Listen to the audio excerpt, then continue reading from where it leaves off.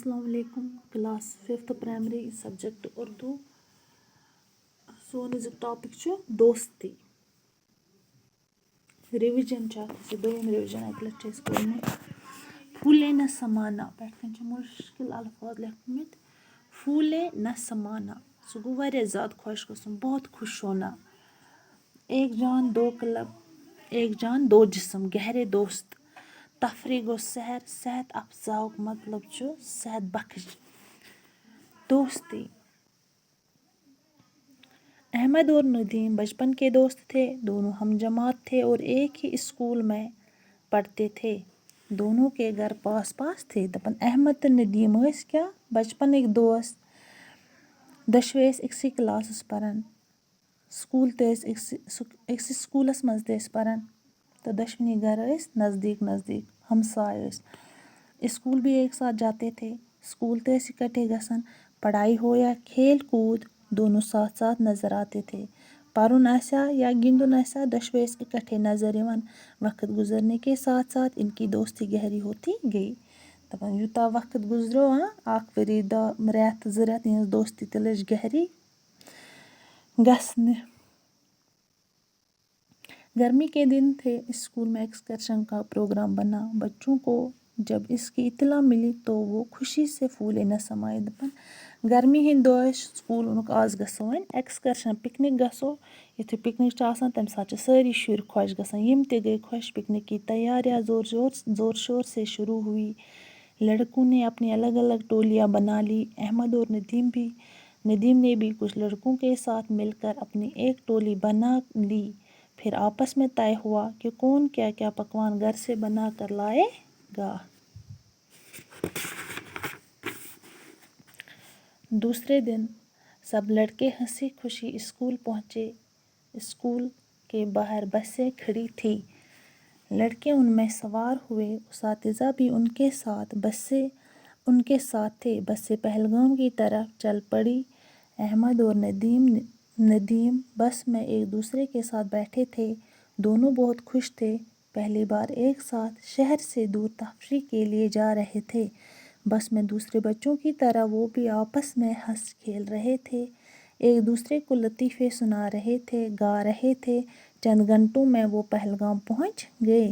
پہلگام کشمیر کا صحت افزا مقام ہے. اپنی خوبصورتی اور آب و ہوا کی وجہ سے یہ دنیا بھر میں مشہور ہے.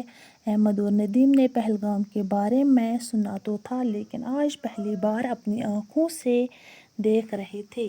تھوڑی دیر گھومنے کے بعد سب لڑکے کھانا کھانے کے لیے ایک جگہ جمع ہوئے. احمد اور ندیم نے بھی اپنی ٹولی کے ساتھ کھانے کی چیزیں مل بانٹ کر کھائیں. کھانا کھانے کے بعد سب لڑکے مختلف اطراف میں سیر کو نکلے. لدر نالے کے کنارے کی طرف چل پڑے. کچھ لدر نالے کے کنارے کی طرف چل پڑے. کچھ بازار کی جانب گئے اور کچھ لڑکے جنگل کی سیر کو گئے. احمد اور ندیم بھی جنگل کی طرف نکل گئے. راستے میں اونچے اور گھنے پیڑ تھے. ارد گرد کا نظارہ بے حد خوبصورت اور دلکش تھا. احمد اور ندیم ایک دوسرے کا ہاتھ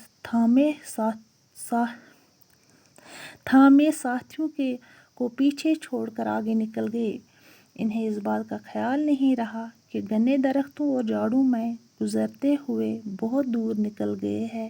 اچانک ایک خوفناک آواز سنائی دی.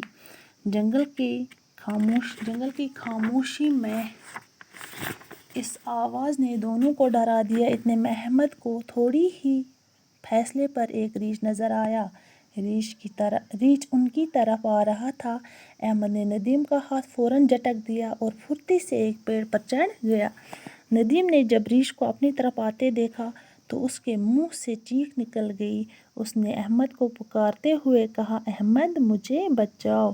مجھے پیڑ پر چڑھنا نہیں آتا. احمد پیڑ پر سے ندیم کی بے بسی کو خاموشی سے دیکھتا رہا. ندیم کو گھبراہٹ میں اور کچھ نہ سوجا. وہ زمین پر لیٹ گیا. آنکھیں بند کر کے اپنی سانسیں روک لی. ایسا لگ رہا تھا جیسے وہ مردہ ہو.